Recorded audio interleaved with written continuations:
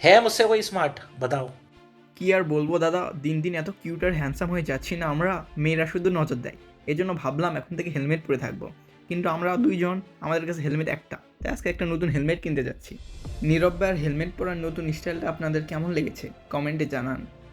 এখন আমরা আসলাম টুবা মোটরসে হেলমেট কেনার জন্য। এই হেলমেটটি নীরব ভাইয়ের মোটামুটি পছন্দ হয়েছে, কিন্তু আমার পছন্দ হয়েছে কার্বন ফাইবারেরটা। এই হেলমেটটি আমাদের গাড়ির সাথে ভালো ম্যাচ করবে বলে এই হেলমেটটি আমরা নিলাম।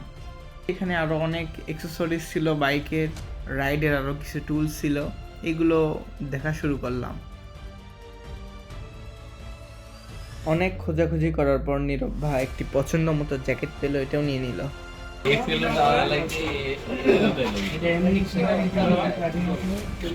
নীরব ভাই এখানে আসার উদ্দেশ্য কি ছিল? শপের বাইরে আমাদের অনেক ফ্যান্সরা অপেক্ষা করতেছিল আমাদের জন্য, তাই নীরব ভাই একদম হেলমেট পরেই বের হলো যেন তাকে না চিনতে পারে। দেখুন আমাদের কত ফ্যান্স বাইরে অপেক্ষা করতেছে আমাদের জন্য। I am just kidding guys, এগুলো আমাদের ফ্যান না, আমাদের বাইকের ফ্যান। আজকের ভিডিওটি ভালো লাগলে লাইক করবেন, কমেন্ট করবেন এবং আমাদের সাথেই থাকবেন। আল্লাহ হাফেজ।